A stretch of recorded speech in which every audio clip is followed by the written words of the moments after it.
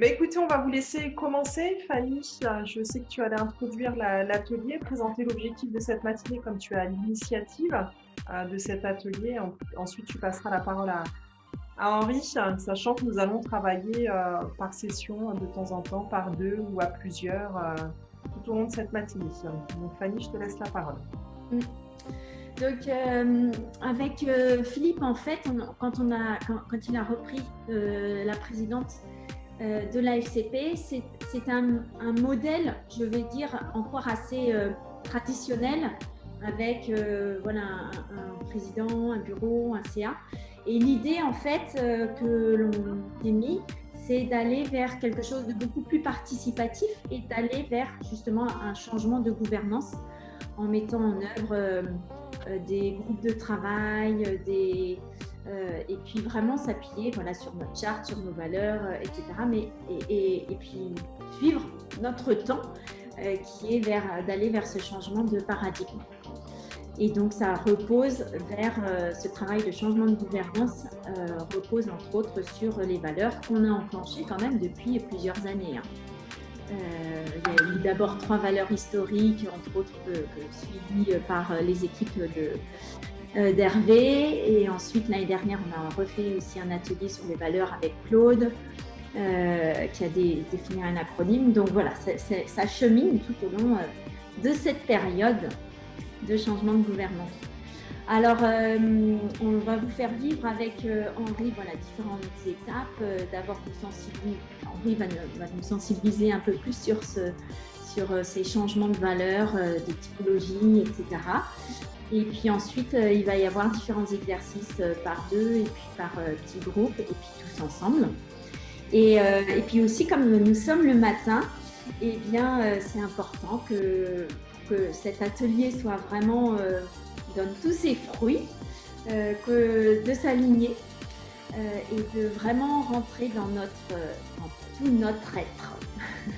Et donc pour cela, je vous propose d'abord de s'étirer avec notre corps et puis ensuite on va respirer. Alors bon, Gérard, tu peux rester assis si tu veux, hein. Sinon tu peux te lever aussi. Tout est permis, hein. Ah, on t'entend pas. Non, je disais que j'aimais bien marcher sur les mains, donc je vais faire l'exercice. Bon. Alors, pour ceux qui veulent, bon, soit vous restez assis, soit vous vous levez. Moi, j'en profite pour me lever, pour en profiter, voilà, pour s'étirer un petit coup, pour vraiment aller dans tout notre corps. Donc, bougez un peu et puis profitez-en, voilà, pour vous étirer et vraiment haut. Donc, d'un côté, tirez vos pieds vers le plus bas possible, comme si vous avez des racines, en pensant à Hervé qui nous parle souvent des arbres. Donc, comme si vous avez des racines qui vont très, très, très, très profond dans le sol. Et puis, en même temps, avec vos bras, là, vous avez les branches qui vont très loin dans tout l'univers. Et donc, vous vous étirez vraiment au maximum.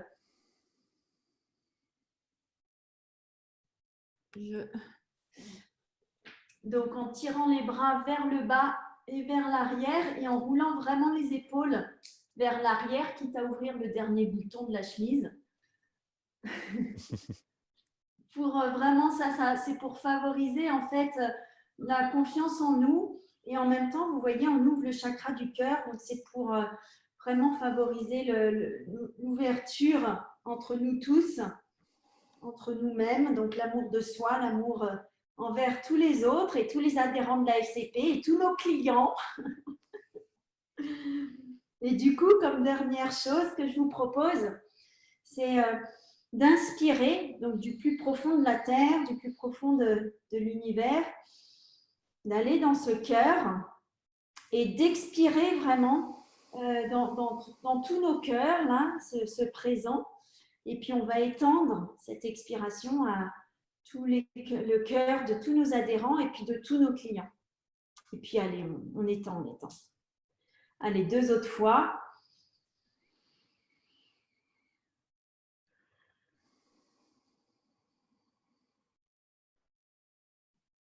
Une dernière fois.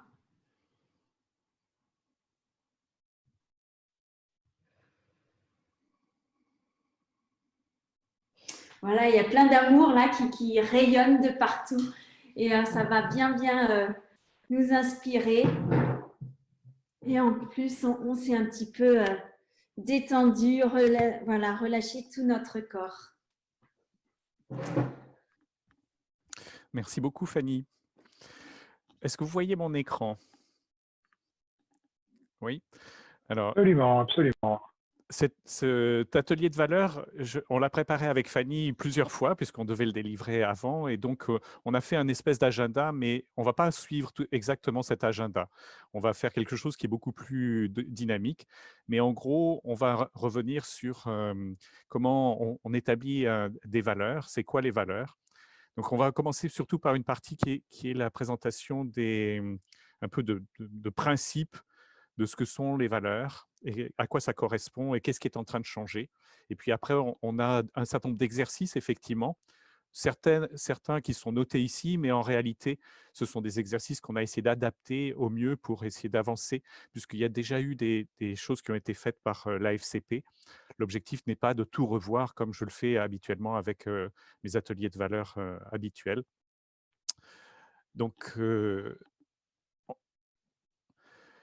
ce qu'il faut comprendre pour comme objectif, c'est qu'on cherche à établir un petit peu qu'est-ce que c'est que une liste de valeurs pour la FCP, qui correspondent et qui permettent d'établir des règles, et notamment la gouvernance, pour que les relations entre les membres, mais pas seulement, pour aussi apporter de la valeur et des valeurs aux clients des membres de la FCP. Et on aura une vidéo récoltée par Fanny, justement d'un speakers bureau qui vient nous dire qu'est-ce que recherchent ces fameux clients, quelles sont les valeurs qui doivent être reflétées. Alors, elle va exprimer des choses qui ne sont pas que des valeurs, mais qui sont un petit peu les demandes et que nous, on peut retranscrire sous forme de valeurs.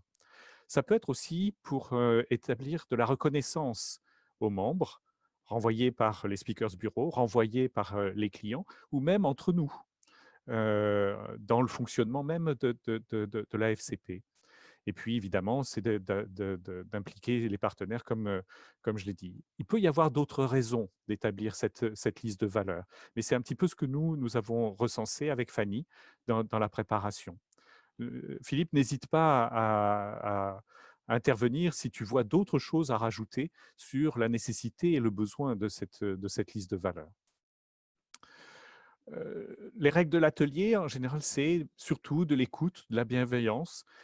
Une des choses qui est le plus difficile pour nous et pour chacun de nous en tant qu'être humain, parce que ça fait partie plus ou moins de notre cerveau reptilien, c'est surtout de ne pas juger. Ça, c'est compliqué. Quand les gens commencent à exprimer ce que sont leurs valeurs, eh bien, on a tendance à dire tout de suite, tiens, pourquoi il met cette valeur-là en premier? Pourquoi il trouve que cette valeur est importante? Moi, c'est pas comme ça. Moi, je suis pas comme ça. Je voudrais différemment. Et on est tout de suite dans le jugement. C'est très difficile de s'en abstraire parce que ça fait partie de nos réactions quasiment immédiates, de dire, tiens, lui, il a telle et telle valeur, pourquoi, comment, qu'est-ce qui fait que, et on cherche des explications. Pourquoi? Tout simplement parce qu'on sait que les débats qui tournent autour des valeurs sont souvent des débats qui peuvent très vite déraper, très vite représenter un danger, très vite représenter quelque chose qui nous affecte. Et c'est effectivement parler des valeurs, parler de ce qui est quelque chose qui est très intime, dont on n'a pas toujours conscience nous-mêmes, et quelque chose qui peut apparaître comme un danger. Donc le jugement est immédiatement là. Pourtant, chacun peut en avoir sa propre interprétation, c'est-à-dire que derrière un mot, il peut y avoir 36 interprétations de chacun de ces mots.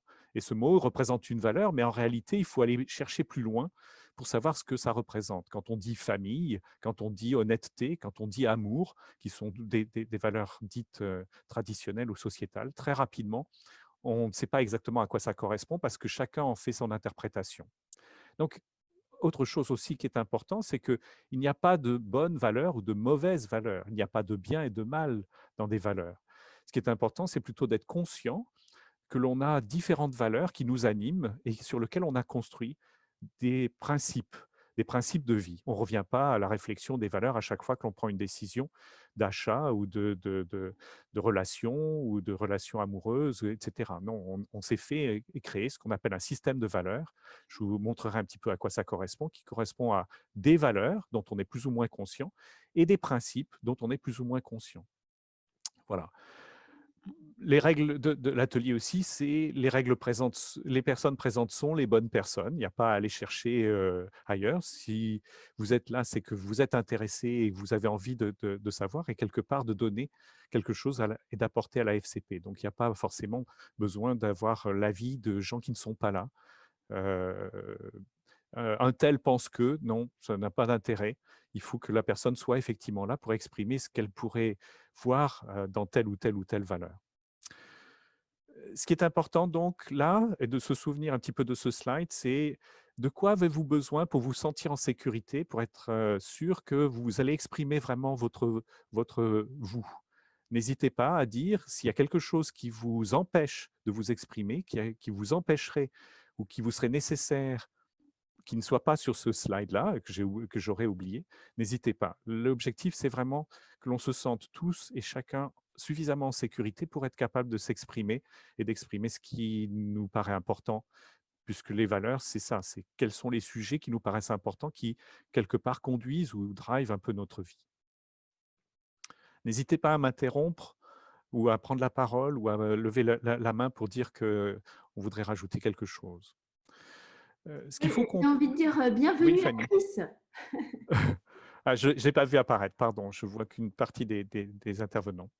Ce qu'il faut comprendre aussi, c'est que dans le monde dans lequel on est en train de vivre et dans lequel le conférencier s'établit, le conférencier délivre du service. Il délivre du service très, très lié à ce qu'il est et à la personne et la personnalité qu'il est.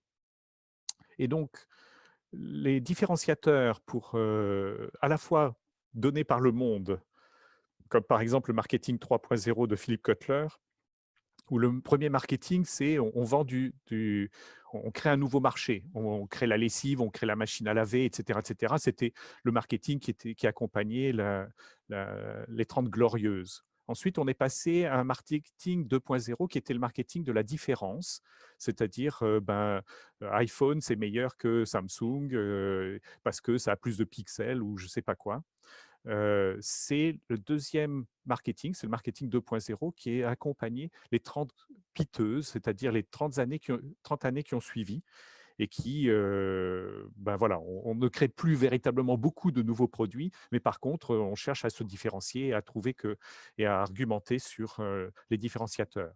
Depuis une vingtaine d'années, on est rentré dans une nouvelle ère, qui est l'ère VICA, volatile, incertain, complexe et ambigu, qui fait apparaître un besoin d'un marketing 3.0 qui est plus là, non plus sur la différence, non plus sur la création de nouveaux marchés, ou moins, je dirais, ça existe encore, mais qui va être plutôt sur quelle est la valeur qui est apportée ou quelles sont les valeurs qui sont sous-tendues derrière l'achat d'un produit ou d'un service. Et plus on va vers le service, comme les software as a service ou des choses comme ça, et plus les valeurs seront les différenciateurs.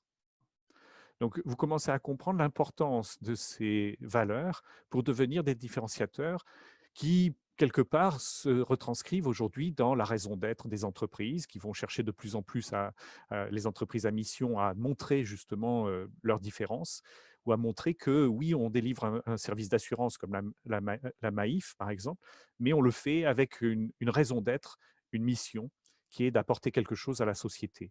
Eh bien, c'est un petit peu ça qui est en train d'arriver et ça impacte d'autant plus nos métiers et nos métiers de conférenciers où on doit apporter non seulement, je dirais, un ego, une prestation, ce que l'on est, un être, mais aussi et de plus en plus ce que nous pouvons transmettre autour des valeurs et autour de ce que nous reflétons par notre discours et par le partage ou un certain alignement vis-à-vis des valeurs. Je vais passer un petit peu, mais les valeurs deviennent un des éléments motivant les comportements des consommateurs, des citoyens, des salariés, mais on pourrait dire des entreprises. Comprendre, anticiper, intégrer les valeurs devient un levier important de différenciation et les valeurs évoluent comme jamais.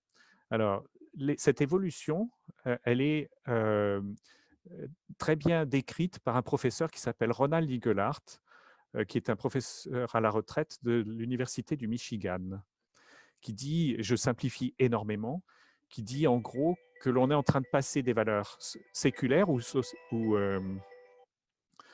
ou traditionnelles, qui proviennent principalement des religions, mais qui peuvent provenir aussi de l'identité nationale ou bien de la culture ou de l'éducation.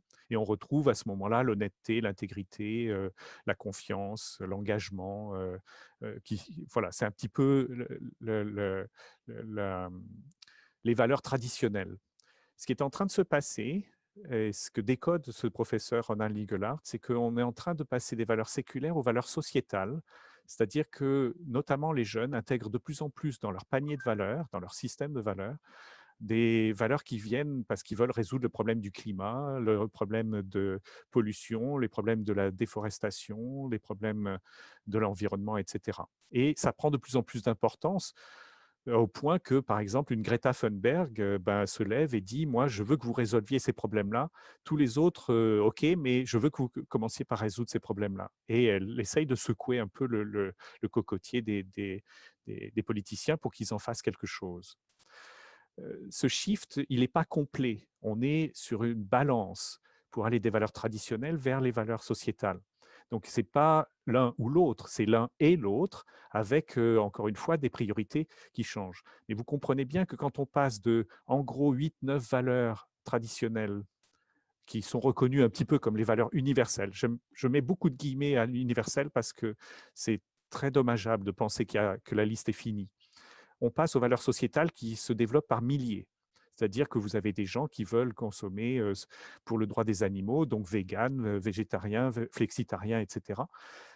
Ils intègrent donc des valeurs sociétales et ça va driver et aider à conduire une vie qui est vraiment fondamentalement différente. Donc, ce shift, il n'est pas complet. Et de toutes les manières, il ne sera jamais complet. Ce n'est pas l'objectif. C'est juste de prendre en compte ce shift pour comprendre un petit peu que l'on est sur une mutation des valeurs. Autre chose, les valeurs sociétales, elles ont un temps de cycle qui n'est pas le même que les valeurs traditionnelles. Par exemple, le professeur Ronald Igelhart dit qu'il y a 20 ans, avant justement que ce shift n'apparaisse, un grand-père ne comprenait pas son petit-fils. Il fallait donc 2 générations, au moins 40 ans, pour qu'un grand-père ne comprenne plus son petit-fils. Aujourd'hui, avec les valeurs sociétales et avec l'évolution de ces valeurs sociétales, le cycle de vie d'une valeur sociétale est plutôt aux alentours de 7 ans, entre 5 et 10 ans. Ça veut dire que 2 frères, et ça c'est l'illustration que prend Ronald Igelhart, 2 frères d'une même fratrie qui ont 10 ans de différence ne se comprennent plus. Ils n'ont pas les mêmes valeurs.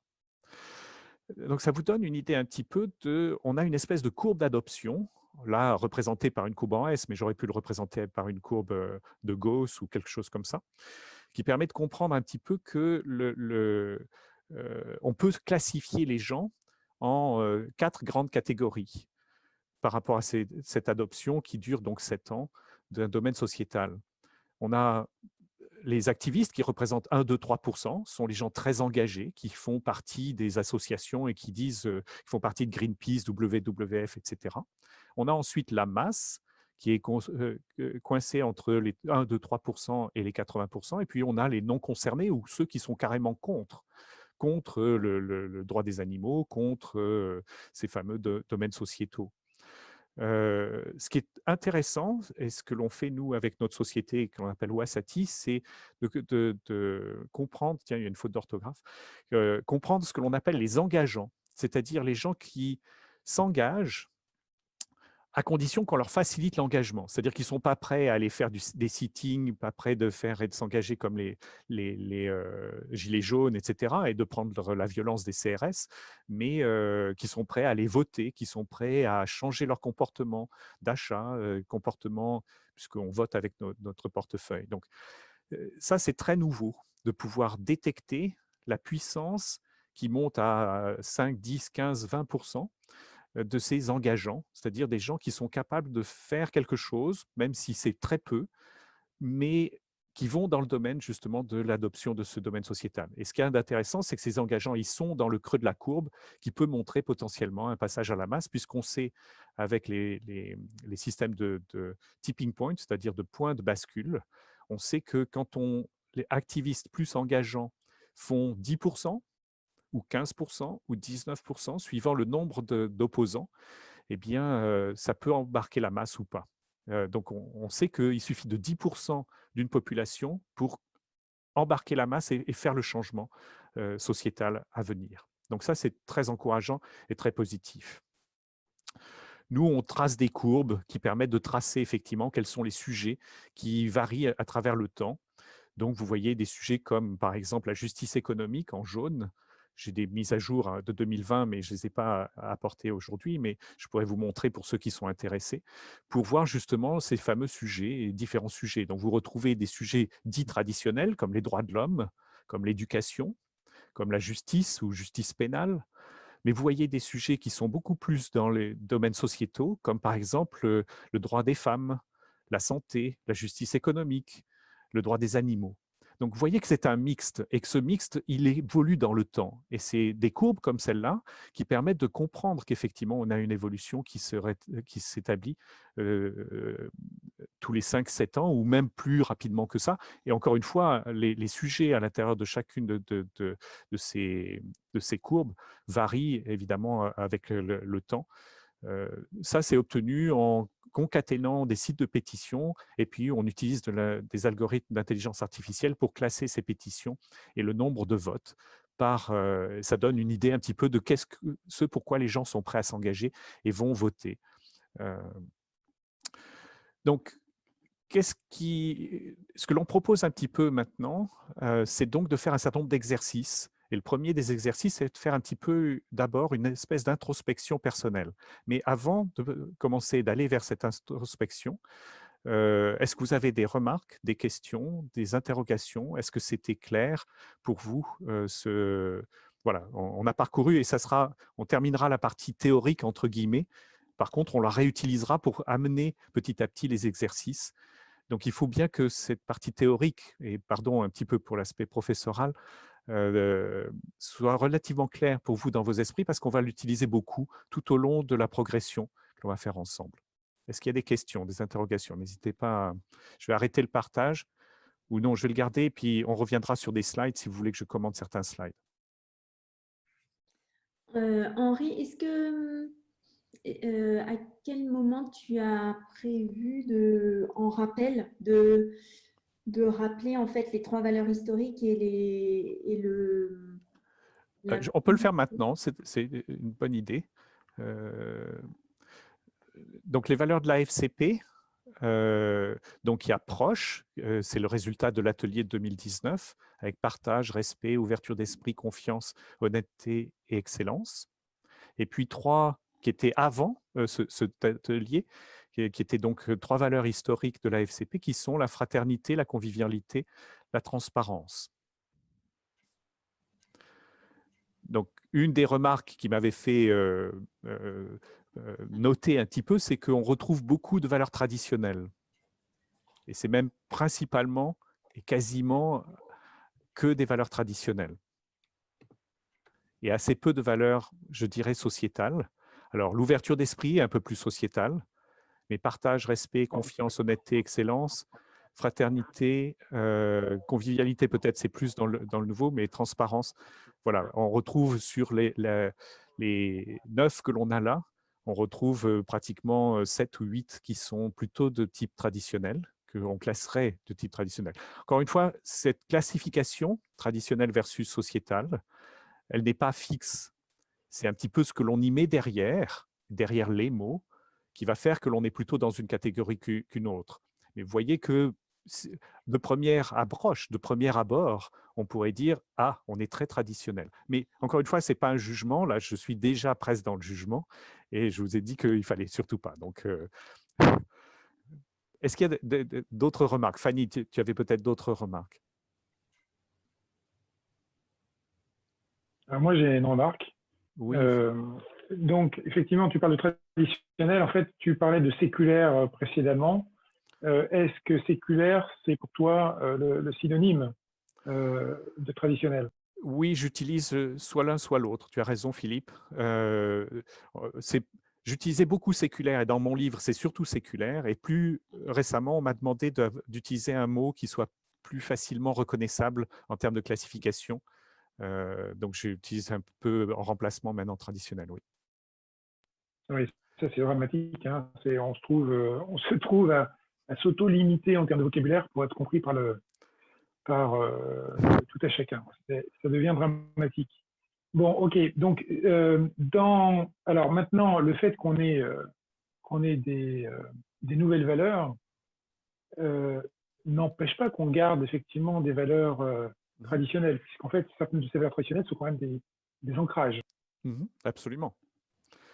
Et c'est pour ça il faut probablement viser un peu un mixte de valeurs traditionnelles qui nous ancrent, etc., et un mixte de valeurs sociétales. Donc ça, c'est un aspect de l'équilibre qui est à rechercher. Un autre aspect qui sera à rechercher, et ça fera partie probablement des ateliers qu'on ne fera pas aujourd'hui, mais qui seront peut-être pour une prochaine fois, qui est chaque valeur doit contrebalancer les autres. C'est-à-dire qu'une valeur, quand elle va à une extrémité, quand on pousse trop loin une valeur, et bien souvent, on a tendance à oublier ou atténuer ou détruire les autres valeurs. Je vais l'illustrer ça, cette notion de recherche d'équilibre, par notre liberté, égalité, fraternité pour la France. On s'aperçoit qu'en France, on a tellement pensé égalité qu'on est arrivé à de l'égalitarisme qui en fait détruit la fraternité.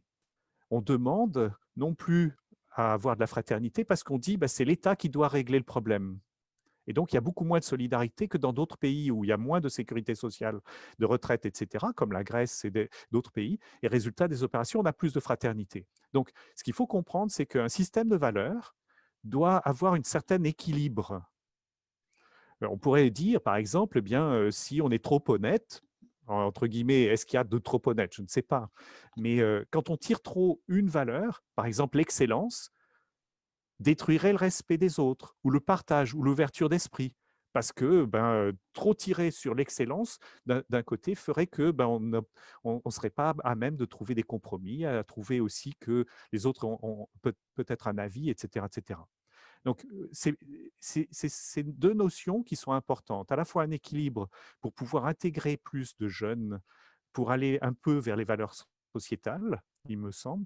Et le deuxième, c'est avoir un équilibre des valeurs qui se contrebalancent les unes les autres pour qu'aucune des valeurs, encore une fois, une valeur, quand on la pousse à son extrémité, elle devient un défaut. Et certains mettent tellement haut dans leur système de valeurs certaines priorités que ils en sont à l'exclusion de tout autre et donc ils sont en déséquilibre, entre guillemets. Et en fait, pour la FCP, il faudra aussi veiller à cette notion d'équilibre. Voilà. Merci d'avoir introduit cette question. Et il y avait une question aussi de Nathalie qui dit pourquoi on utilise des noms plutôt que des verbes dans les valeurs? Bonne question. Les verbes, ça c'est de la sémantique après. On utilise les verbes plutôt pour déclencher l'action. Alors ça, je vais vous montrer un autre schéma. J'utilise un peu après. Les verbes sont plutôt… Donc, je décris un petit peu le schéma et puis après, je reviendrai à répondre à cette question, si vous me permettez. Donc, ce que l'on pourrait dire, c'est que tout un chacun construit du temps de son adolescence des valeurs personnelles, c'est la branche en bas, puis des principes personnels qui vont dicter les actions et les décisions tout au long de sa vie. On peut le faire à partir du soi-disant liste universelle de valeurs. Et puis, les systèmes, la FCP, mais aussi notre société France ou la société Wasati que je crée, enfin, tout système ou groupement d'humains a extrait aussi de ces valeurs universelles un certain nombre de valeurs sur lesquelles il met de l'importance. Donc, pour la France, c'est liberté, fraternité, égalité. À partir de là, on construit des règles, des lois qui permettent de juger les actions ou les décisions. Donc, si on mettait des verbes, on serait plutôt au niveau des actions et des décisions, et non pas au niveau des valeurs universelles ou des valeurs personnelles, ou des principes personnels qui se déduisent des valeurs personnelles. Donc, ce que j'ai représenté avec la sphère entreprise, c'est justement ce qu'on appelle un système de valeurs, c'est-à-dire des valeurs n'existent que si elles sont régulées, c'est-à-dire qu'il y a des règles, des lois qui permettent de juger. Et c'est un petit peu ce que réclamait Josette. Elle disait, mais moi, je ne suis pas d'accord, on m'a volé des idées, on m'a volé des choses comme ça. Eh bien, on est dans la retranscription de valeurs qu'il faut retranscrire, qui était la valeur respect, par exemple, ou la valeur fraternité, typiquement dans les valeurs de la FCP, mais qu'il faut retranscrire en loi. Si vous ne la retranscrivez pas en loi, les gens ne peuvent pas se rapprocher juste à des valeurs. Il faut donc pouvoir mesurer, il faut donc pouvoir, et une gouvernance, c'est justement tout cet ensemble de systèmes de valeurs qui sont des valeurs, des règles, des lois. Si je complète un petit peu ce schéma-là, pour le faire un petit peu plus complet, un système de valeurs, c'est tout ça. On n'est pas là pour parler de tout ça, bien évidemment. Si on fait des règles et des lois, il faut des métriques. Et s'il faut des métriques, il faut une gouvernance. La gouvernance dans un pays, par exemple, c'est comment ça s'appelle, le Conseil constitutionnel, c'est le Sénat, c'est les députés, etc.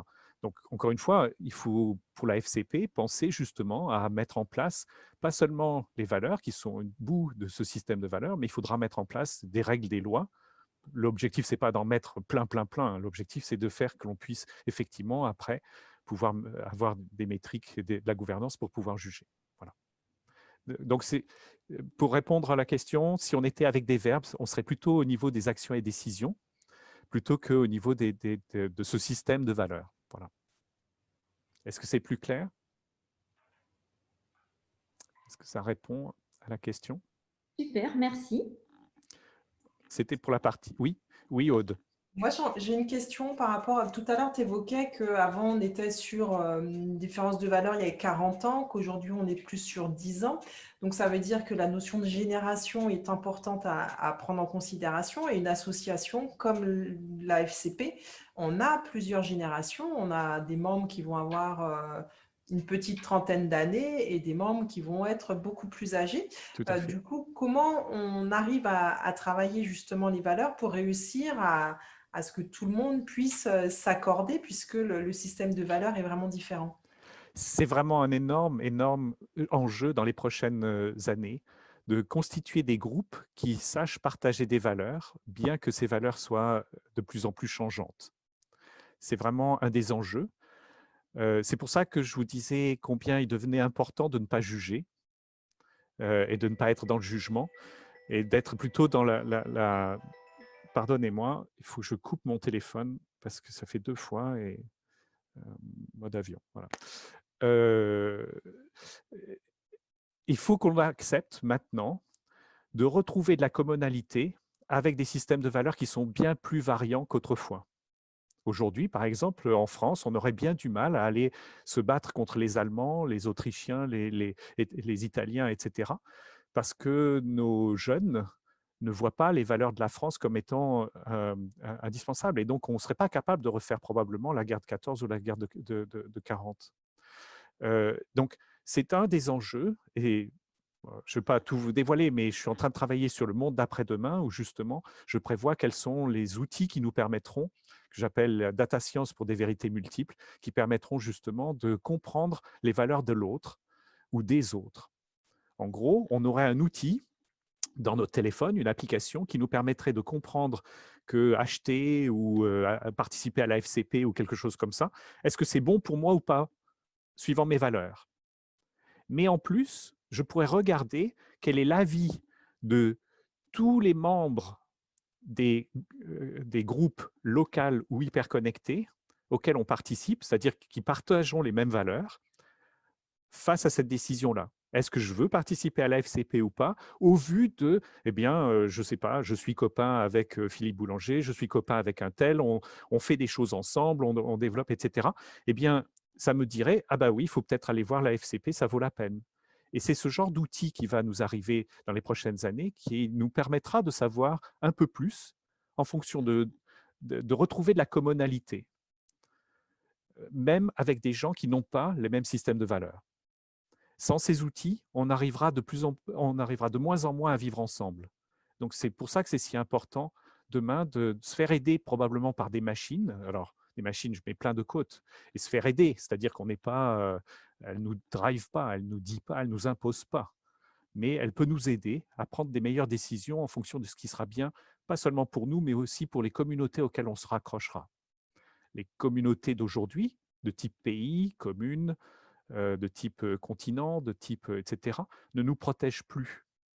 Et donc, on va faire fi de frontières, parce qu'on est connecté justement avec le reste du monde par ces outils-là, qui nous permettront justement de retrouver de la commonalité et de s'apercevoir qu'on est probablement des centaines de millions à penser les mêmes valeurs, mais on se fait diriger autrement par des gens qui veulent nous faire croire que les anciennes frontières de pays nous gouvernent. Pardon si je diverge un petit peu, mais c'est effectivement très, très vaste comme question. Comment fait-on pour retrouver de la commonalité avec des systèmes de valeurs qui sont très différents?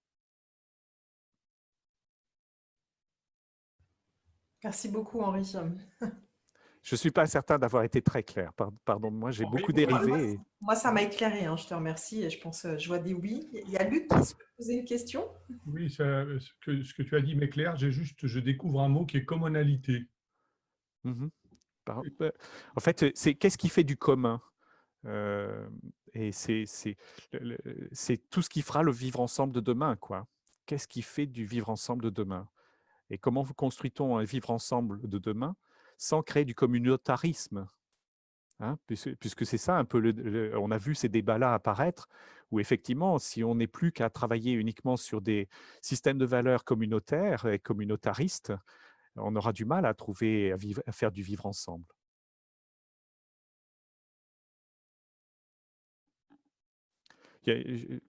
Voilà.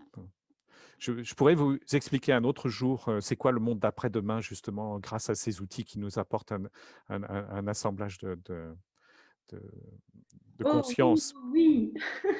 Non, c'est pas le débat. Il faut qu'on avance un petit peu sur les exercices. Encore une fois, c'est pas grave si on ne fait pas tous les exercices qui sont prévus. C'est pas l'objet. On fera une deuxième séance.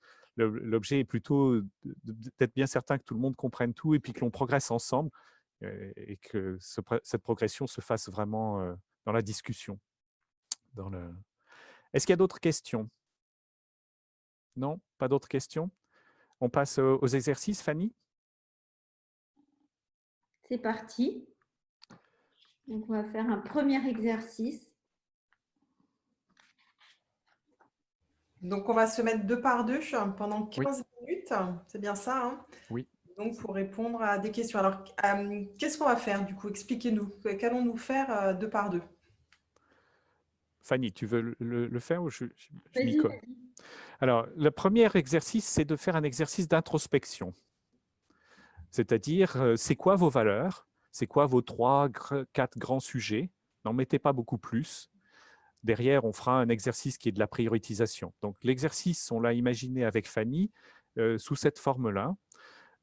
Comme on ne va pas pouvoir tous partager, puisqu'on est une dizaine, on prévoit donc un premier temps de 5 minutes où vous notez 3 grandes valeurs qui sont importantes pour vous. Je pourrais vous donner des trucs pour déterminer les valeurs, surtout plutôt pour les priorités. Et puis, on vous propose après, pendant 5 minutes, de le faire en binôme et donc de partager avec ce binôme. Et ça vous prépare, pour ceux qui voudront, à une restitution, pardon, qui serait 3-4 d'entre nous vont dire, voilà, c'est quoi mes 3 grandes valeurs, voilà comment je les illustre, qu'est-ce que ça veut dire pour moi? C'est-à-dire que ce n'est pas uniquement donner un mot. Si vous dites la valeur pour moi c'est famille, par exemple, qu'est-ce que ça veut dire pour vous? Et pour dire un petit peu ce que ça veut dire, souvent il faut aller chercher il faut aller chercher les limites. C'est-à-dire, qu'est-ce qui a fait dans votre vie qu'un jour vous avez touché cette valeur, vous avez touché la limite qui touchait cette valeur? Je vais vous raconter une anecdote. Quelqu'un que je considérais comme un ami, mais qui est un génie et que j'apprécie du point de vue intelligence, mais qui est parfaitement con du point de vue humain, il ne respectait pas les autres. Et jusqu'à maintenant, je faisais fi de ça parce que, bon, ce n'était pas très important. Jusqu'au jour où il ne m'a pas respecté moi. Et là, je me suis dit, c'est pas possible. Non, c'est pas pour moi et pour mon ego, je m'en foutais. Mais par contre, je vois qu'il est prêt à aller me détruire. Ça veut dire que si je lui présente quelqu'un, il est prêt à détruire la personne que je lui présente. Or, je veux conserver une confiance en lui. Et là, je me suis aperçu que le respect de l'autre, pour moi, était une valeur haute, au point que je ne veux plus qu'il soit mon ami. Voilà. Ça vous dit un petit peu, ça vous illustre comme ça, quelque part, que probablement ce respect de l'autre, je le pose relativement haut dans mon panier de valeurs. Je ne sais pas dire si c'est le numéro 1 du numéro 1, mais au moins c'est parmi probablement les 2, 3, 5 premiers. Voilà. Il faut souvent toucher ces limites-là qui ont fait qu'on s'est séparés, qu'on a divorcé, etc., pour toucher justement c'est quoi ma valeur ou mes valeurs qui sont derrière. Est-ce que c'est OK pour les instructions? Donc, 5 minutes d'introspection en binôme, 5 minutes de partage avec votre binôme.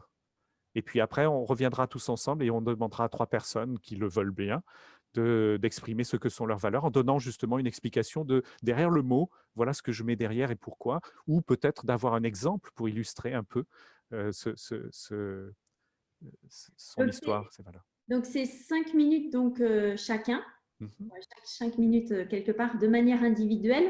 Et en fait, votre interlocuteur va vous challenger pour vraiment mieux comprendre voilà, qu'est-ce qui est important pour vous dans la vie, comment, voilà, vraiment aller creuser un peu plus loin. Et puis après, vous aurez donc 5 minutes chacun, ensuite 5 minutes ensemble en partage. Et puis après, on se retrouve tous ensemble pour faire une restitution de ceux qui voudront partager justement leurs 3, 4, 5 valeurs. Ça va? Ça marche? Ça Pas de marche. Il y a juste questions? Nathalie qui demandait, est-ce que nous devons partir de nos valeurs personnelles pour arriver à celles de la FCP? Alors, c'est une très bonne question, Nathalie. Ce n'est pas obligatoire, bien évidemment, mais il faut se poser la question, qu'est-ce qui ferait que tu quitterais la FCP si justement certaines de tes valeurs ne sont pas respectées? C'est un peu ce que disait Josette quand elle a abordé ce sujet-là. Et je pense que c'est important, quelque part, de partir de ses valeurs à soi, oui. Ce n'est pas indispensable, tu as raison, c'est pas mais probablement, si la FCP veut changer de gouvernance et se retrouver et faire quelque chose qui soit beaucoup plus collaboratif, il faut que l'on parte un petit peu de qu'est-ce qui nous rassemble. Et donc, il faut qu'on y retrouve quelques-unes de nos valeurs. Pas forcément toutes. Tu as tout à fait raison. Il faudra faire des compromis. Il y aura des choses qui n'apparaîtront pas. Il y a peut-être des choses qu'il faudra débattre pour dire moi, je ne suis pas prêt à abandonner telle ou telle valeur. On parlait tout à l'heure du respect. C'était un des mots-clés, etc. Donc, ce n'est pas une obligation, mais disons que ça aide à comprendre un petit peu ce qui fait qu'on rejoint, qu'on s'y implique, qu'on s'y engage, ou aussi qu'on l'on quitte parce qu'il manquerait des valeurs. Donc, cette notion d'introspection, ce n'est pas pour dire il faut absolument que mes 5 valeurs y soient, parce que là, on fait du vivre ensemble, on cherche du vivre ensemble, donc on recherche la commonalité. On cherche du commun. Mais on ne dit pas que toutes les valeurs qui vont être exprimées au cours de cet exercice-là doivent absolument se retrouver à l'intérieur de la FCP. Merci Henri. Il y a Frédéric, une dernière question avant qu'on puisse partir en salle, qui demande parler d'un outil pour trouver ses valeurs, les prioriser.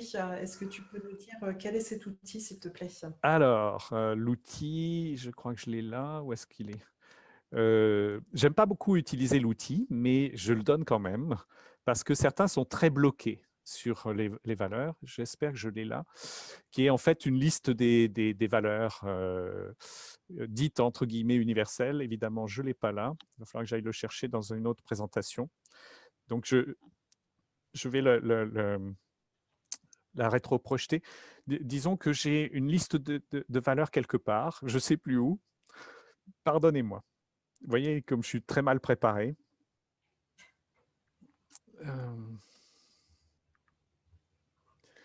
Je dois avoir quelques... Donner des idées. C'est une liste pour donner des idées. Oui, c'est ça. C'est une liste des... Non, c'est pas ça. Non, il faut que j'aille chercher dans un autre... On vous l'enverra sinon. Très bien. Tu nous l'enverras, peut-être que tout à l'heure, tu peux nous la remettre même en pièce jointe dans le chat, si Ouais, tu veux. ça marche, oui, tout à fait. D'accord. Donc, bah, tout le monde va se retrouver dans les salles, hein. Donc, il va être en 10h55, ce qui veut dire qu'à 11h10, on se retrouvera tous. Voilà, je vous dis à tout à l'heure et travaillez bien. Ça s'est bien passé pour tout le monde, j'imagine. Super, je vois des pouces se lever avec enthousiasme. Donc, Fanny ou Henri, je ne sais pas, je vous laisse la main pour prendre la suite.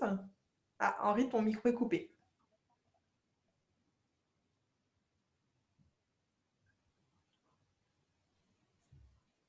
Henri. Pardon, j'étais en binôme avec Marie-Claire.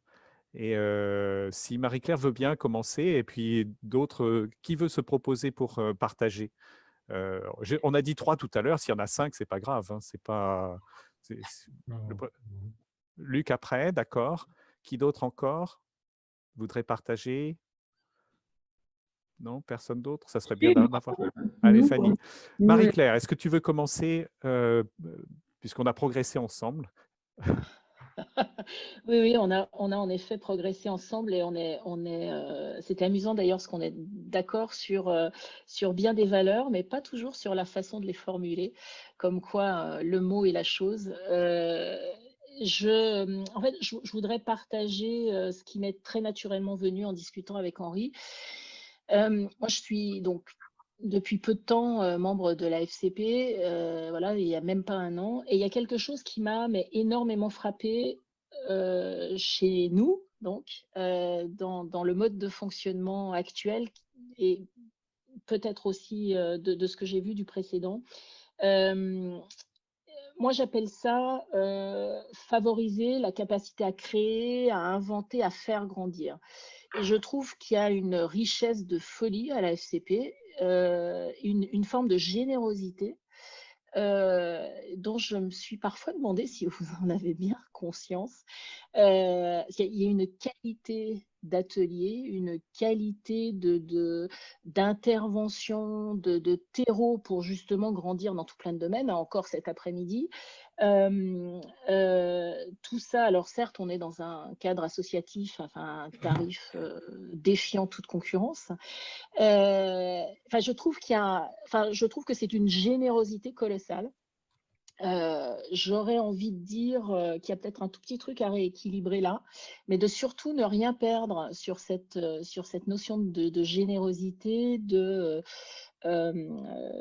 Parfois, je vois la FCP comme une pépinière, moi. Vous voyez, j'ai l'impression que tout est là pour que membres actuels, voire plus jeunes, voire moins expérimentés, voire enfin bon, un spectre très large, puissent, ils trouvent tous les éléments nécessaires à grandir, à créer, à partager, à collaborer, enfin toutes ces choses transversales dont on a tellement besoin aujourd'hui. Et la remarque de Marie-Claire, c'était qu'on ne retrouvait pas tout à fait cette valeur la, et, et la valeur qui est associée, c'est-à-dire un coût de cotisation qui est finalement peut-être pas si haut que ça. Enfin, quand on débute et qu'on ne sait pas ce qu'on va y trouver, ça paraît un peu haut, effectivement. En tout cas, moi, c'était mon cas. Mais qu'elle disait au point que ça vaudrait la peine d'augmenter les tarifs ou quelque chose comme ça. Mais vous voyez qu'on voit bien un rapport entre les valeurs et la valeur perçue ou la valeur que l'on paye ou que l'on paye par ses cotisations. Donc, je trouvais que c'était très intéressant et merci à Marie-Claire. Est-ce qu'il y avait autre chose que tu voulais partager, Marie-Claire, dans des choses plus personnelles? On a parlé d'humilité, on a parlé de cohérence, on a parlé d'égalité homme-femme. Est-ce qu'il y a Oui, des oui, choses? oui. Alors, bon, voilà, moi, c'est un de mes grands sujets, égalité homme-femme, femme-homme dans le travail. J'y tiens énormément. Enfin, pas que dans le travail, mais voilà, j'y tiens beaucoup, beaucoup. La notion de cohérence, alors pour moi, la cohérence, c'est faire ce que je dis, dire ce que je fais. C'est cette espèce de tuteur là qui permet d'afficher une solidité et de projeter une valeur qui me semble être indispensable jusqu'au client. On en est arrivé à parler d'humilité, Henri, mais je ne sais plus très bien comment on en est arrivé là. Mais moi, je fais le lien avec ce que je vous disais avant, hein, cette grande capacité de l'association à faire grandir les uns les autres avec beaucoup d'humilité. Ça me touche, franchement, ça me touche émotionnellement, enfin, depuis le début. Hein, je suis épatée de ça. J'ai pas beaucoup vu ça ailleurs, honnêtement. Ni dans les associations pro, ni tellement dans les associations plus perso. Gardons-le, gardons-le. Merci beaucoup Marie-Claire. Luc, tu voulais partager. Oui, on va partager à deux voix avec Chris. En fait, on s'est rendu compte qu'on arrivait avec des valeurs qui s'étaient proches à les classer. Donc, on aura une première bulle qui est autour de valeurs. On a mis un chapeau qui est des valeurs d'éthique, justice, honnêteté, respect, civisme. Et si tu veux présenter l'autre bulle, on en a 4. Voilà. Après, notre deuxième bulle, c'est c'est le lien, c'est la famille. J'ai rajouté générosité, amitié, bienveillance, écouter et entendre, puisque on n'écoute plus l'autre, on n'entend plus, puisque voilà, la société veut que tout va tellement vite qu'on n'a plus le temps d'écouter. Alors, à toi, la troisième bulle. Ouais, troisième bulle, qui est la bulle qu'on a nommée action, une bulle sur l'action. Travail, aventure, courage, bâtisseur. Non, bâtisseur, c'est la quatrième. Pardon, autant pour moi. Optimisme. Et optimisme. Action, donc travail, courage, voilà, optimisme. Quand on est optimiste, on devient audacieux, aventure, et dans l'action également, comme la précédente, c'est Marie-Claire. Bonjour Marie-Claire. L'égalité homme-femme au travail, c'est aussi un point qui m'est très cher. Alors, la quatrième bulle, comme nous sommes dans un monde, un ancien monde qui change dans un nouveau monde, j'ai mis dans cette bulle, et pour la FCP, ce serait bien aussi, et ça englobe toutes les générations. Nous sommes tous des bâtisseurs, des nouveaux visionnaires. Il faudra beaucoup d'originalité, et à la FCP, si nous sommes original, visionnaires et bâtisseurs, nous deviendrons crédibles et finalement légitimes. Voilà, pour la quatrième bulle. Merci pour votre partage. Alors, l'exercice que vous avez fait, c'est un petit peu un exercice justement de chercher cette notion d'équilibre dont je parlais tout à l'heure, hein, d'essayer de trouver un petit peu quels seraient les différents sujets, les différents éléments où il faudrait trouver des mots qui représentent la justice, des mots qui représentent le lien, des mots qui représentent l'action ou le travail ou l'excellence, et d'autres qui travaillent sur la notion de bâtisseur du futur ou du bâtisseur du prochain truc. Pour moi, c'est plutôt un exercice de type équilibre. Qui vient un petit peu après, enfin, qui vient même dans 2 ou 3 ou 4 séances. Donc, ce n'est pas mauvais. Je pense qu'il faut conserver ça. Mais par contre, si vous me permettez, on cherchera à réutiliser cette notion de chercher cet équilibre-là dans un autre exercice, si vous me permettez. Oui, Henri, mais donc c'était le premier exercice. Il fallait faire un exercice d'introspection et trouver les bons mots, c'est ça, hein? Les mots qui nous collent à la peau, c'est ça, hein? Mais vous êtes tellement bâtisseur que vous avez déjà franchi les 2 ou 3 étapes que l'on prévoyait. Voilà, pardon, c'est pas du tout mal, c'est juste. Non, mais c'est du spontané. Mais merci à vous. Visionnaire. Fanny, on en était encore à essayer de trouver justement juste ces valeurs personnelles et pas encore de construire de l'après, de l'après, de l'après. Merci beaucoup à vous. Écoutez Frédéric avant qu'il nous quitte, parce qu'il va nous quitter dans... Ah oui, d'accord. D'accord, Frédéric. Oui. Alors, ok. Alors, pour nous, au niveau des valeurs, alors nous avons beaucoup échangé effectivement également avec Nathalie. Nos valeurs à nous, enfin, sont les trois principales. La première, c'est l'inspiration. Alors, ça marche aussi bien pour nous que pour effectivement la FCP, puisque quels que soient nos clients ou quel que soit en fait notre auditoire, nous sommes là pour pouvoir inspirer notre auditoire, leur faire passer une émotion, leur donner un nouveau regard. Et ce nouveau regard va passer principalement effectivement par des émotions. Pour pouvoir être inspirant, on doit être authentique. C'est-à-dire que tout ce que l'on va pouvoir donner, d'accord, il va falloir qu'il y ait que tout le monde ressente ce brin d'authenticité, de sincérité, d'alignement que l'on est, nous, sur scène, d'accord, dans ce qu'ils vont avoir eux. Bien évidemment, sur leur propre système de valeurs, de croyances, à des moments, on va toucher et dans ce que l'on va dire ou dans ce que l'on va montrer, il y aura différentes perceptions possibles, mais qu'à un moment, si on peut toucher quelqu'un, on match à 100% parce qu'on sera totalement authentique. D'accord. Et tout cela pour pouvoir être inspirant et avoir de l'authenticité, ça demande des efforts, du travail. D'accord. Alors, on a de la bienveillance. Maintenant, à force de donner de la bienveillance à tout le monde, de temps en temps, on s'oublie soi-même ou les gens n'ont pas. Donc, on est amené sur une autre valeur qu'on a appelée la responsabilisation ou l'autonomie. Arrêter de faire de l'assistanat et plutôt essayer de responsabiliser les personnes pour que ce que l'on va leur donner comme mode d'inspirant les amène à faire quelque chose pour eux, pour reconstruire quelque chose. C'est-à-dire que le message donné va être une graine qui va faire pousser un arbre chez eux et qui va leur donner quelque chose dans leur propre vie. Voilà. Merci, bravo, très intéressant. Super. Fanny, tu veux prendre la suite?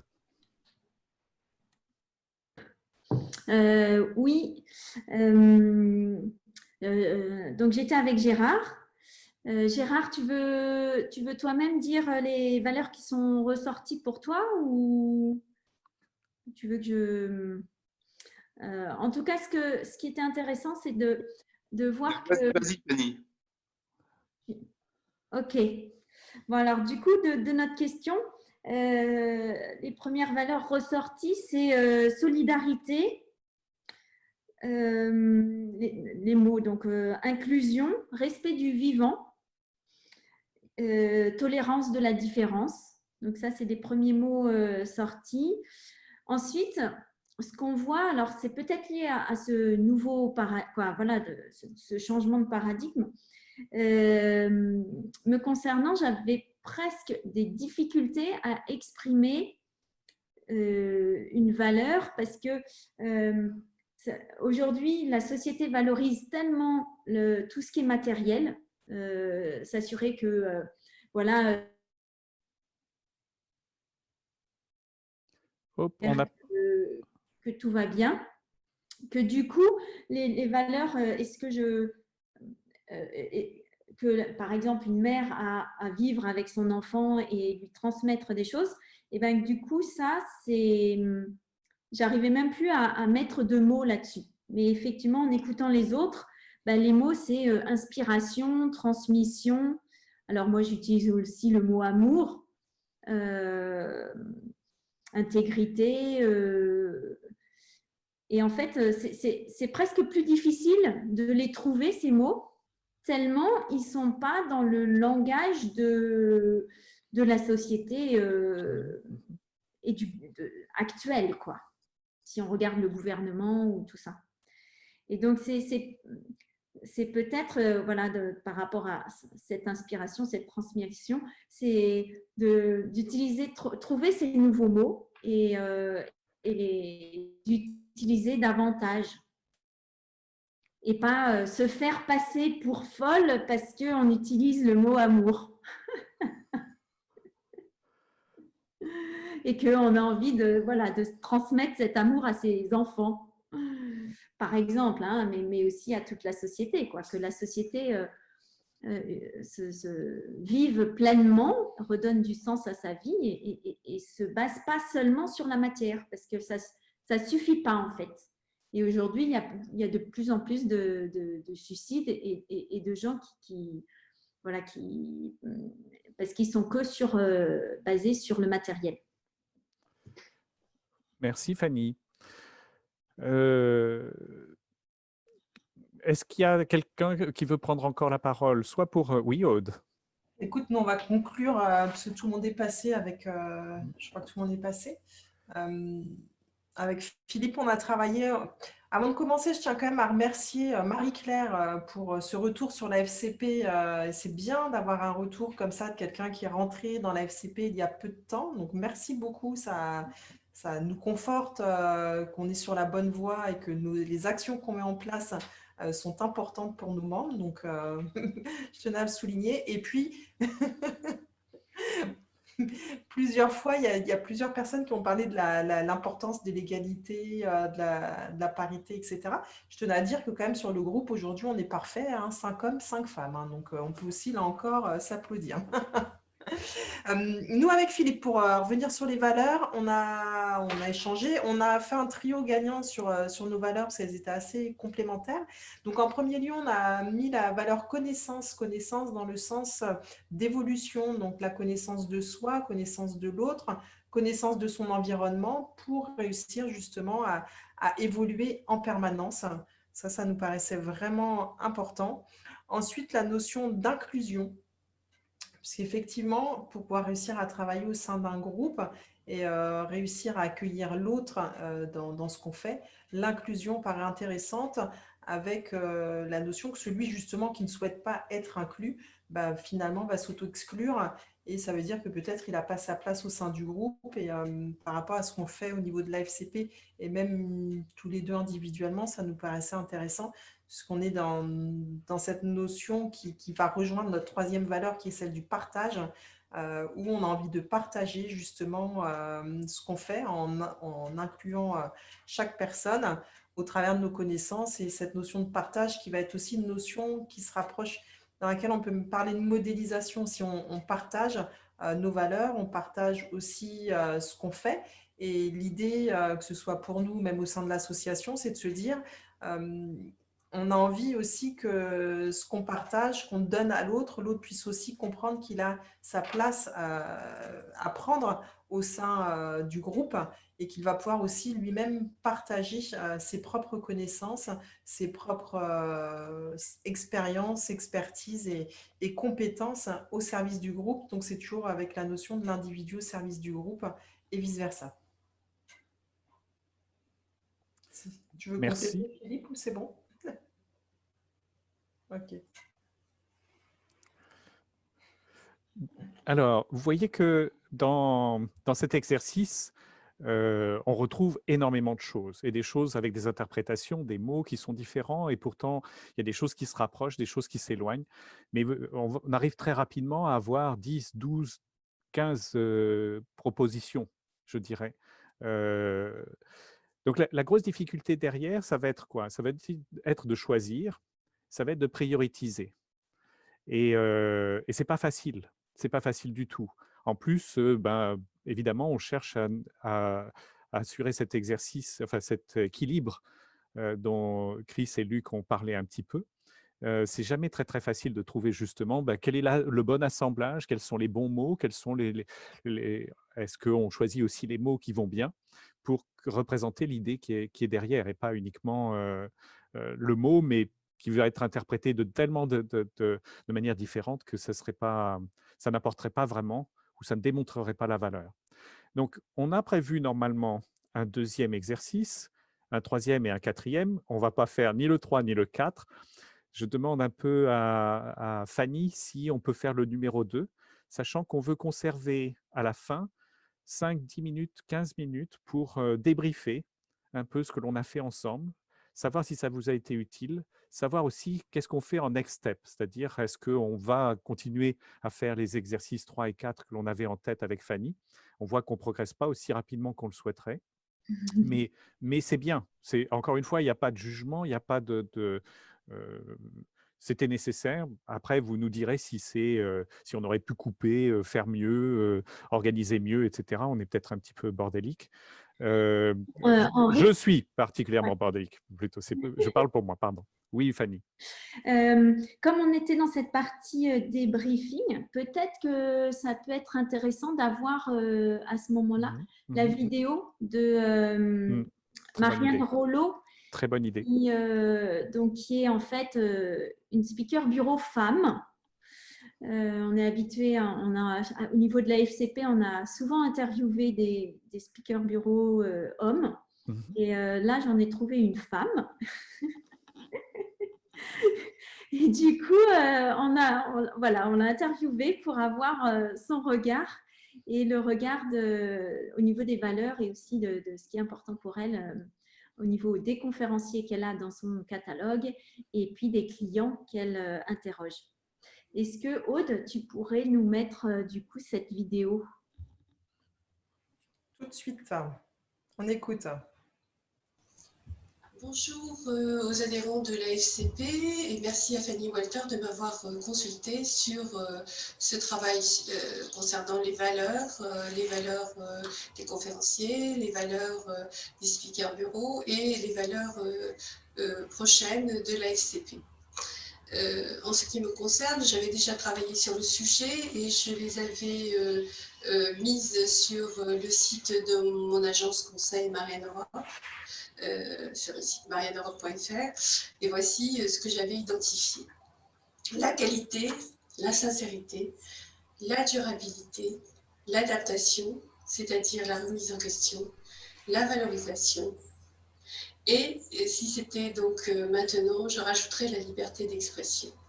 En effet, la conférence, c'est quelque chose qui est apparu dans mon activité essentiellement pour permettre à des personnes de s'exprimer, ces personnes qui ont des choses à dire et pour qui c'est très important, et aussi pour permettre d'animer le débat dans les entreprises et dans les collectivités. Et il y a une tendance en ce moment qui est en train d'émerger, qui est une forme de sécurisation de ce que les gens ont à dire. Et je trouve que c'est néfaste pour notre société. Donc il y a quelque chose d'un peu militant dans ma démarche, qui est de permettre l'expression des idées, des tendances et de tout ce qui émerge sous forme de réflexion.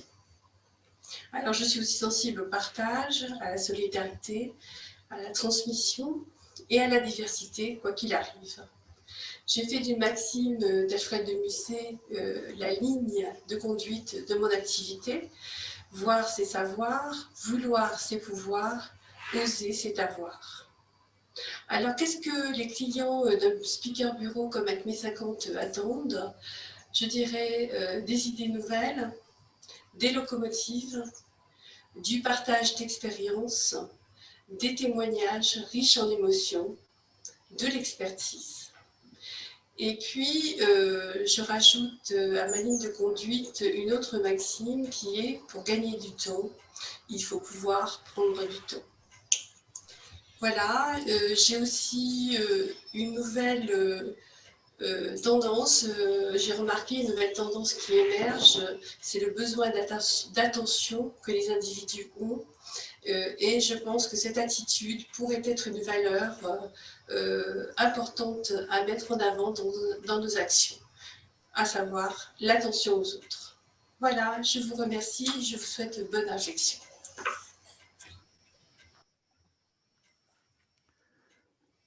Merci beaucoup à Fanny d'avoir récolté ce témoignage.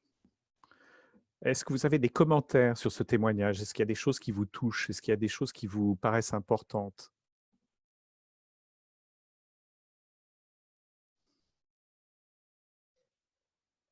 Alors, moi, oui, j'ai été particulièrement sensible à la notion que je retraduirais avec mes mots, évitons la langue de bois. L'expression des idées, des tendances, de tout ça, surtout, encore plus si elles ne sont pas mainstream, pour parler français.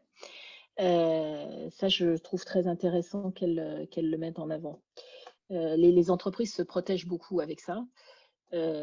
Pour plein de raisons.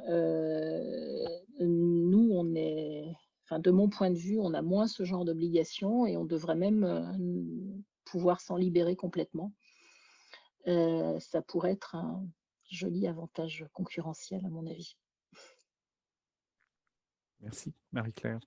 Est-ce qu'il y a d'autres commentaires, d'autres éléments que vous avez notés qui vous paraissent importants, aussi bien du point de vue du client, du point de vue de Marianne en tant que Speakers Bureau? Non? Pas de commentaires? Je l'ai mis dans le chat pour pas accaparer le micro, mais du coup, je prends la parole. Moi, je trouve que là, on commence à avoir pléthore en fait de valeurs toutes plus intéressantes les unes que les autres. C'est super, mais du coup, je me sens un peu perdue. Je me dis, moi, je vais jamais pouvoir me rappeler sérieusement. J'aime bien l'idée d'en avoir que quelques-unes, les principales, les essentielles, sur lesquelles celles-là, il faut absolument pas déroger. Il faut se focaliser dessus. Et là, il y en a tellement que voilà. Je pense que ça va être peut-être le next step de savoir ce qu'on a après pour pinpoint, pour aller vraiment sur une ou deux ou trois essentielles. Mais je me dis comment on va faire pour y arriver parce qu'elles sont vraiment très bien toutes. Et j'adhère à toutes ces valeurs en fait. Hein. C'est la grosse difficulté, Nathalie. C'est effectivement comment fait-on d'un groupe d'individus qui essayent de se regrouper autour de valeurs, qui veulent le défendre, pour arriver à trouver ça. Donc, effectivement, le but des exercices petit à petit, c'est d'arriver à en extraire une dizaine, je dirais, et à partir de cette dizaine, de chercher cet équilibre ou ces équilibres. Équilibre entre valeurs traditionnelles versus valeurs sociétales, équilibre entre les valeurs elles-mêmes, équilibre aussi entre les valeurs que l'on veut exposer à l'extérieur par rapport aux valeurs qui nous permettent de continuer à être un groupe uni qui travaille ensemble. Donc, il y a des valeurs qui vont être plutôt sur ça conserve l'unité, ça conserve effectivement le groupe, si tu veux. Et puis, il y a des valeurs qui sont plutôt à valeur d'exposition vis-à-vis des clients externes. Voilà. En fait, la suite des exercices essaye de travailler justement là-dessus. Donc, ce qu'on a réussi à faire aujourd'hui, c'était un des 4 exercices. Mais petit à petit, on va avancer sur ce chose-là. La prochaine étape, normalement, c'est qu'est-ce que l'on retiendrait des 7 ou 10 que l'on mettrait dans le panier. D'accord? Le panier qui, de toutes les manières, cherchera à en faire que 5 à la fin, parce qu'en avoir beaucoup plus que véritablement 5, c'est difficile. C'est difficile à expliquer, c'est difficile à argumenter, etc. Mais ces 5, elles doivent avoir une sorte de cohérence pour répondre à ces différents équilibres dont j'ai parlé. Voilà, c'est un peu la manière d'approcher et d'apporter les choses. Je pense qu'aujourd'hui, il ne faut pas se lancer sur autre chose. C'est trop tard. Moi, je dois partir parce que j'ai un rendez-vous avec médecin à midi et quart. Donc, j'ai un hard stop à midi. Donc, ce que j'aimerais que l'on fasse, si ça ne vous embête pas, c'est qu'on fasse un tour un petit peu de justement, qu'est-ce qui vous interroge? Nathalie, merci d'avoir partagé sur « Ouh là là, ben, tout me plaît, qu'est-ce qu'on fait maintenant ?» Est-ce qu'il y a d'autres commentaires? Est-ce qu'il y a des choses que vous verriez différemment? Est-ce que vous trouvez que ça avance suffisamment? Est-ce que vous auriez des recommandations pour que les prochains, 6 prochains il y a, et si ça vous intéresse de participer à un prochain atelier, comment vous verriez les choses pour faire qu'on soit plus efficace? On est preneur avec Fanny et Aude de tout ce que vous pouvez nous apporter. Et donc, ça serait bien qu'on fasse un débriefing et que chacun puisse s'exprimer sur comment ça s'est passé, comment on voudrait que ça se passe pour les prochains. Oui, Nathalie. Alors, moi, j'ai beaucoup apprécié cet échange, ce calme, en fait, ce moment zen, même si effectivement, on n'a pas fait tous les exercices qui étaient prévus. Je pense que le début était peut-être un peu lent, enfin, toutes les valeurs, c'était intéressant, certes, mais peut-être qu'on aurait pu gagner un peu de temps là-dessus, mais bon, c'est facile à dire une fois que c'est fait, j'en sais rien du tout. Ce qui m'inquiète, la question que je me pose vraiment là aujourd'hui, on est 1, 2, 3, 4, 5, 6, 7, 8, 9, plus 10 avec Frédéric qui est parti. La prochaine fois qu'on se réunit, ceux qui n'ont pas pu être là aujourd'hui, comment on les insère dans notre réflexion pour qu'ils puissent pas perdre, entre guillemets, les 2 heures qu'on a passées, mais qu'on puisse quand même aussi les rattacher, les inclure à nous. Donc, c'est une question vraiment, moi, je ne sais pas comment faire. Et comment on fait pour obtenir cette richesse qu'on a là, la garder, mais en avançant quand même pour ne pas non plus se perdre dans le processus. Mais ça, c'est des questions, je n'ai pas des réponses. En tout cas, merci beaucoup à tous les deux. Merci Nathalie. Qui d'autre veut prendre la suite? Oui, Luc. Écoute, merci déjà pour l'organisation de de ce temps que j'ai particulièrement apprécié. Je n'ai pas vu le temps passer là quand vous avez dit on n'aura pas le temps. J'ai regardé l'heure et je n'avais pas vu le temps passer. Moi, j'ai envie de retenir deux choses importantes de ce temps passé ensemble.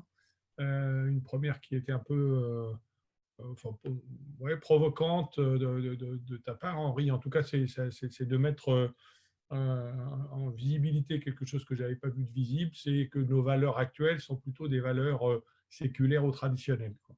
Et donc, il n'y a pas de valeur sociétale et qu'il y a des choses qui évoluent. Et donc, je dis, tiens, ouais, c'est intéressant. Et en même temps, pour moi, il y a des fondamentaux, donc ça me va aussi. Hein, et ça veut dire qu'il y a à ouvrir. Et l'autre chose, peut-être il y a ce que vient de dire Nathalie, c'est ce que tu évoquais sur c'est bien d'avoir des valeurs, mais derrière, il faut savoir qu'il y a des lois, il y a des règles, et il y a des métriques, c'est comment on le mesure, quoi. Et donc, c'est les expliciter peut-être davantage et qu'elles apparaissent davantage dans notre discours.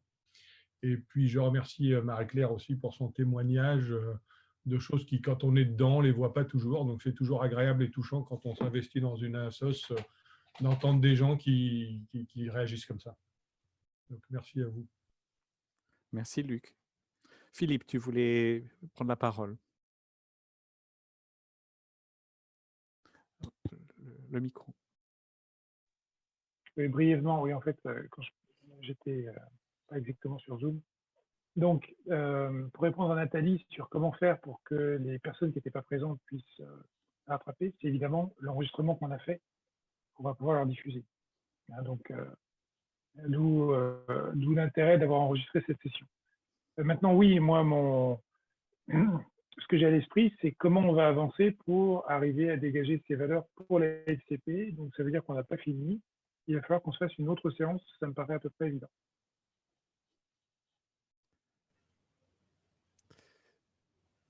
OK. Oui, Aude. Oui, ma question, c'est plus, alors une fois qu'on aura avancé sur l'ensemble des valeurs, alors je ne sais pas, moi c'est quelque chose que je travaille en séminaire d'équipe, comment vous imaginez travailler cette appropriation des valeurs par les membres de la FCP? Parce que au-delà de les dire, hein, pour moi on n'est que dans de l'oralité, on n'est pas dans l'appropriation dans chacune de nos cellules et c'est ce qui, pour moi, me semble important. Comment vous imaginez qu'on va procéder par la suite?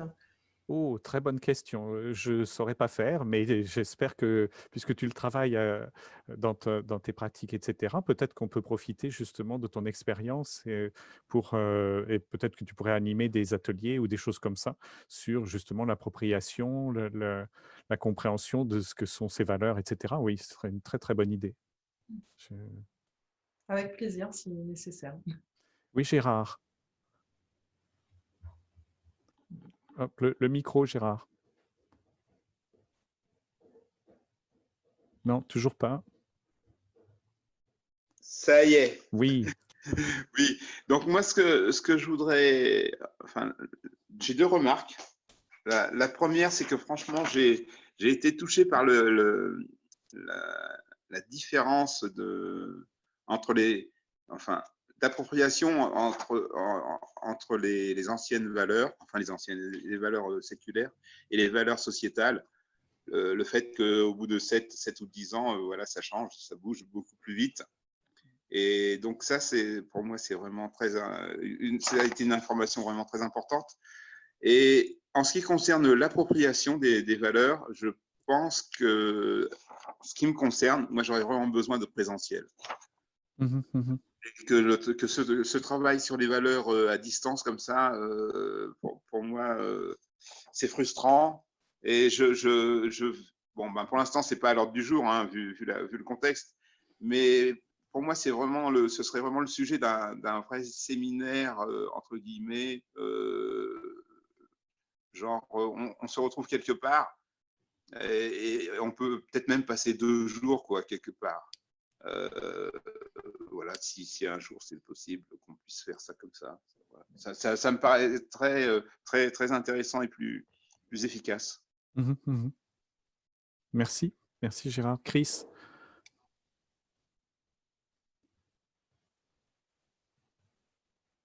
Le micro. le Ouais. micro. Alors, je voulais vous remercier, Henri, pour l'excellence de cette petite première réunion.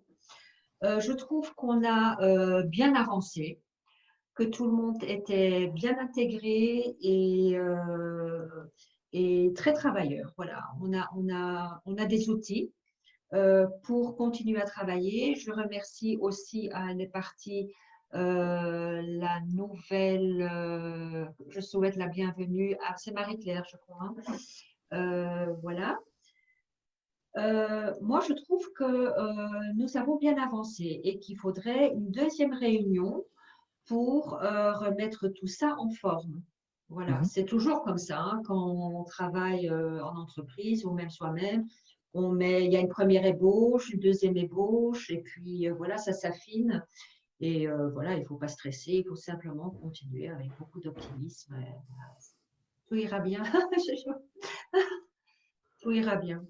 Mais je rejoins Aude voilà, pour que ces valeurs soient bien appropriées par tout le monde de la FCP. Ça, ouais, c'est un Et vaste sujet. et un chantier à part entière, tout à C'est un fait. chantier à part entière. Mm. Merci Chris, merci Aude. Je vous en prie et merci beaucoup. De rien. Marie-Claire, et- Je n'ai rien à ajouter qui n'ait déjà été dit. bon. Fanny, peut-être, tu voulais dire quelque chose avant que je vous fasse quelques recommandations de comment justement préparer le prochain atelier pour vous-même et puis pour les prochaines étapes ou les prochains exercices. Fanny. Oui, donc en fait, c'est juste rappeler qu'aujourd'hui, on a... parce qu'en fait, ce qui est difficile dans ces transformations, c'est qu'on a un existant et en même temps, on travaille sur un futur. Donc, voilà, ça fait... pour certains, ça peut faire un peu du flottement et du ballottement. Donc, c'est juste rappeler qu'aujourd'hui, on a déjà une charte que les adhérents signent voilà, en arrivant. Et puis que ben, voilà, on a les valeurs actuelles. Et en même temps, ben, c'est se dire, ben, tiens, comment on fait pour vivre cette période de transformation en même temps. Voilà, c'est cette réflexion. Et puis, oui, on a l'enregistrement et on va synthétiser pour... on reprend à chaque fois, l'idée, ça sera de reprendre tout ce qu'on a pour introduire un futur atelier. Donc, je te redonne la main. Merci Fanny. Ce que je fais en général derrière un premier exercice comme ça, je préconise aux personnes de se confronter un petit peu avec les gens autour d'eux, donc leurs conjoints, leurs amis, et de leur demander un peu pour eux comment ils voient notre personne et quelles sont les valeurs qu'ils associent à notre personne. Vous allez découvrir des choses absolument incroyables, des choses qui vous surprendront, des choses ah bah oui, tiens, j'ai oublié, tiens, oui, tu me vois comme ça. C'est un exercice d'humilité quelque part et un beau partage en général. Pour tous les gens qui l'ont fait et qui le font de manière sincère, etc., ce qui est le cas en général, c'est quelque chose, ils vous renvoient une image que vous n'avez pas forcément l'impression d'avoir. Et c'est vraiment un très bel exercice. Et ça vous permet aussi de compléter votre liste, de compléter votre liste personnelle, d'apprendre aussi à voir comment vous êtes vu vis-à-vis des notions de valeur. Et ça aide beaucoup pour passer justement à l'étape d'après, c'est quoi mes priorités? J'ai rarement vu des gens revenir après un tel exercice sans avoir revu justement cette notion de priorité. C'est-à-dire qu'ils se voient un peu différemment après avec le regard des autres. C'est une aide. Voilà.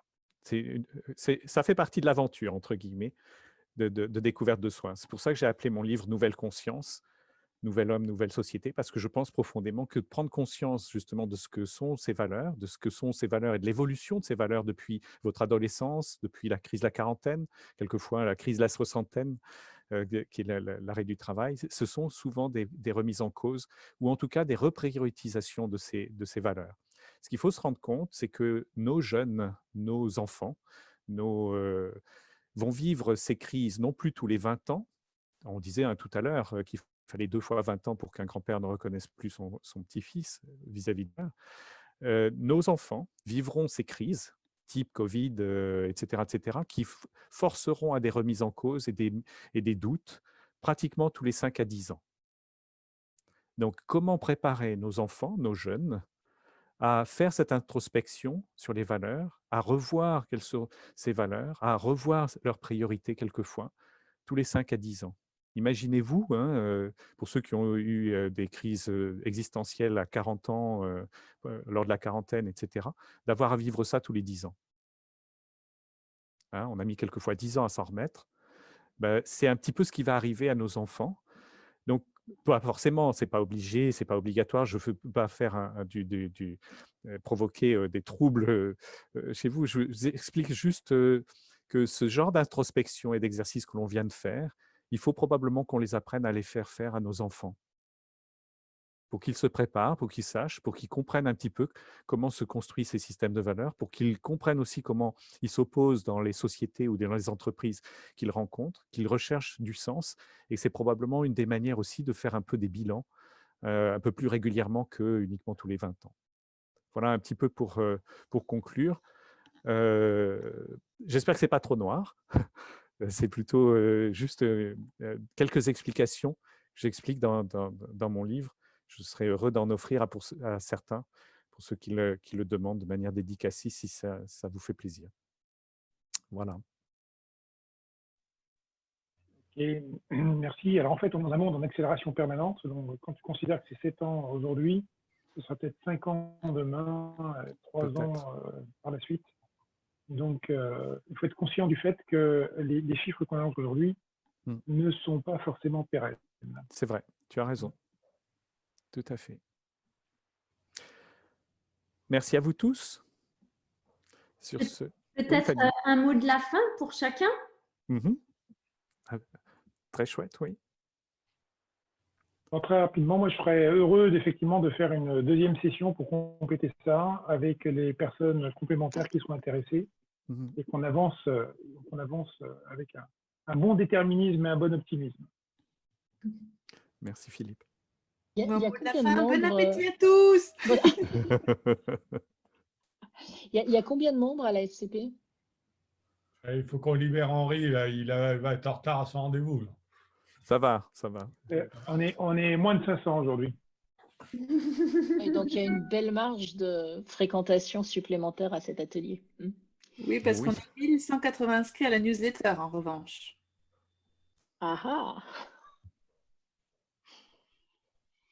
Merci à tous, c'était une belle matinée. Et à tout à l'heure pour ceux qui sont là tout à l'heure. Avec plaisir, à tout à l'heure. Merci à Henri, merci à tous. Merci. Évolution.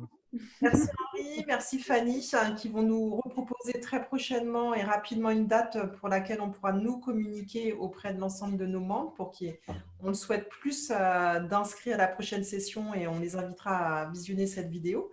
Et puis, effectivement, on se retrouve, pour ceux qui peuvent, moi je vous retrouverai un peu plus tard, mais à 14 h avec, entre autres, Philippe en tant que MC et Nathalie en tant que modérateur pour une thématique sur l'art du storytelling avec 2 intervenants de qualité que vous allez découvrir avec joie tout à l'heure. En attendant, je vous dis bon appétit à tous, belle journée et à très bientôt. À tout à l'heure.